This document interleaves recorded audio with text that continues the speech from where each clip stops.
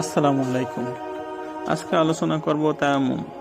হযরত আয়েশা রাদিয়াল্লাহু তাআলা আনহা হইতে বর্ণিত, তিনি হযরত আসমার নিকট হইতে একখানি গলার হার ধার হিসেবে নিয়েছিলেন এবং পরে তাহা তিনি হারাইয়া ফেলেন।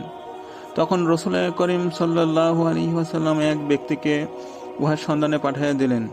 সেই ব্যক্তি গিয়া তাহা পাইল। তখন তাহাদের সম্মুখে নামাজের সময় আসিয়া উপস্থিত হইল, কিন্তু তাহাদের নিকট ওযু করার পানি ছিল না। তখন তাহারা নামাজ পড়িলেন। পরে এই বিষয়ে তাহারা রাসূল পাক সাল্লাল্লাহু আলাইহি ওয়াসাল্লামের নিকট অভিযোগ করিলেন। তখন আল্লাহ তাআলা তায়াম্মুমের আয়াত নাযিল করেন। অতঃপর হযরত উসাইদ ইবনে হুযাইর রাদিয়াল্লাহু আনহু হযরত আয়েশা রাদিয়াল্লাহু আনহাকে বলিলেন, আল্লাহ আপনাকে বিপুল কল্যাণ দান করুন। আল্লাহর শপথ, আপনার সঙ্গে এমন একটি ঘটনা ঘটিয়াছিল যাহা আপনি অপছন্দ করেন, কিন্তু আল্লাহ উহাকে আপনার ও মুসলমানদের জন্য বিপুল কল্যাণ পূর্ণ করিয়া দিয়াছেন। বুখারী শরীফের হাদিস।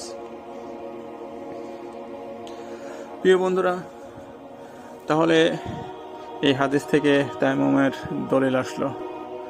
আমরা যারা নামাজের সময় পানি পাবো না বা পানির যদি দুষ্প্রাপ্য হয়, তাহা হইলে আমরা নামাজের ওক্ত চলে যাবার আগেই তায়াম্মুম করে সালাত আদায় করব, অন্যথায় সালাত কাজা হয়ে যাবে।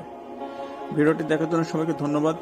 সকলের সুচিন্তিত মতামত আশা করি এবং সকলেই ভালো থাকুন, সুস্থ থাকুন, নিরাপদে থাকুন। সর্বসময় কল্যাণ কামনা করছি। আর আল্লাহ সুবহানাহু ওয়া তাআলা আমাদেরকে সকল প্রকার দুনিয়ার ফিতনা ফেকর থেকে, দাজ্জালি ফিতনা ফেকর থেকে হেফাজত করুন। আল্লাহওয়ালা নবীওয়ালাদের দলভুক্ত করুন, এই কামনা করছি। পাশাপাশি আল্লাহ সুবহানাহু ওয়া তাআলা আমাদের সকল প্রকার পেরেশানি দূর করে দিক, অসুস্থতা দূর করে দিক।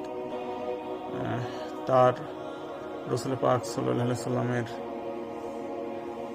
খাঁটি উম্মত হিসেবে কবুল মঞ্জুর করুক। এই বন্ধুরা, ভিডিওটি দেখে আপনাদের কেমন লাগলো অবশ্যই সুচিন্তিত মতামত প্রদান করবেন। ধন্যবাদ।